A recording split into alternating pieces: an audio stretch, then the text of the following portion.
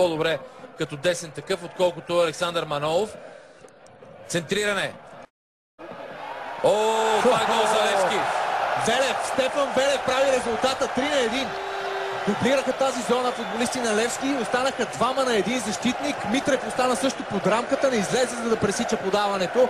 А Стефан Велев отбелязва хубав гол, след като засече центрирането с глава и прави резултата 3-1.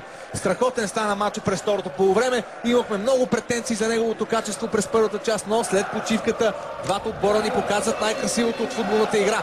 Ето Христо до топката, центрира я в наказателното поле. Увисна Рангел Абушев. Все пак Ливраменто чуква назад за Велев. Велев, удар на Велев и това е 2-0. Страхотна комбинация, като по учебник. Просто Зарали вкараха второто си попадение. В този момент вече спокойно можем да кажем, че точно в тази 59-та минута. Футболист, който играе много твърдо за всяка топка, но топката не стигне до него и веднага контра на Хасковли. Чисто Александров. Добра игра на Стефан Велев. Успява да избие в тъч. Онзи, наистина, куриозен. Oportuno cu emisiunea Fotbal Club, alături de invitații săi. Огнянов задържа добре топката. Сериозна битка между него и Стефан Велев. Левски, който наскоро се влизаше в наказателното поле. Илян Йорданов обаче прати топката. 21 годишен футболист Йордан Йорданов. Слабо познат в родния. Маркира фал в нападение. Сега обаче Стефан Велев отне. Не е редно да нападаме много често съдиите. Миланов успя да спечели високата топка от Базил де Карвало. След това обаче Цветков се забави, беше спреварен. Пресират играчите на Черно море. Предполагам, че гостите ще играят по-прибрано. Лукас Саша е затворен много чисто и общо взето чужденците с основна роля. Стойчев комбинира с Стефан Велев. Свободен е в ляво Веселин Минев. Също не може да отбележи. Озовал се на чиста позиция сам срещу Юргачевич. Загуби равновесие, подхлъзна се иначе. Бакари го намери много добре. Тук се от плейофната фаза. Стойчо Стоев направи 10 корекции в своя стартов състав, оставяйки единствено Роман Велев. Получи топката от Радослав Цонев. Александър Александров веднага тръгна в дясно. Опитът без осуетена обаче тази идея от Даниел Георгиев. Стефан Велев. Илиян Гаров срещу него. Александър Александров. Велев. Бяха, че това е бил поредният матч с характера на почти контрола. Получи се едно докосване.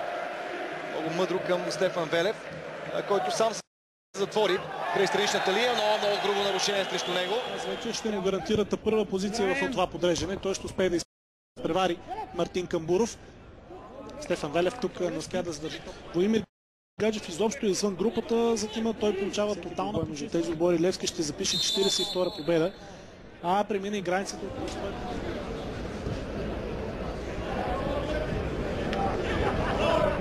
Стефан. И нарушение. Може би ще видим първия жълт картон. Владимир Семерджиев влиза в средата на терена. В повечето случаи да се извлече някакъв дивиденд. Да се спечели предимство в атаката на отбора, а той в един момент ляв външен полузащитник. Това е позицията на Муамо. Петъчния след обед, когато Стойчев много добре пое топката и директно я насочи към Велев. Десен външен атакуващ халф. Стефан Велев. Нарушение на... Се ориентира пред наказателното поле на съперника. Няма нарушение. Това е Велев. В дясно стартира и Родригес. Силни минути. Изведе Литък в предните места на класирането. Сега обаче Левски атакува, пада в наказателното поле. Велев и това вече трябва да е Дуспа. Велев. Няма нарушение.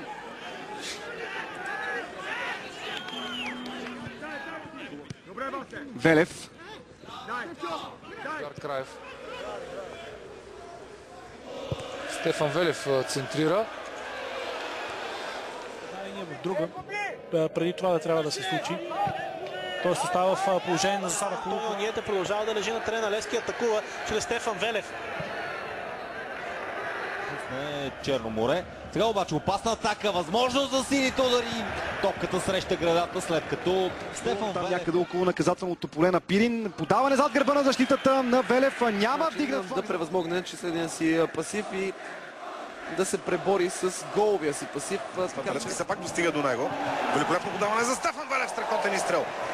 Спасяване отново на Вячеслав Котев.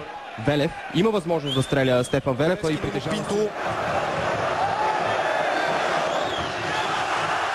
Добра игра на Велев. Успя да преодолее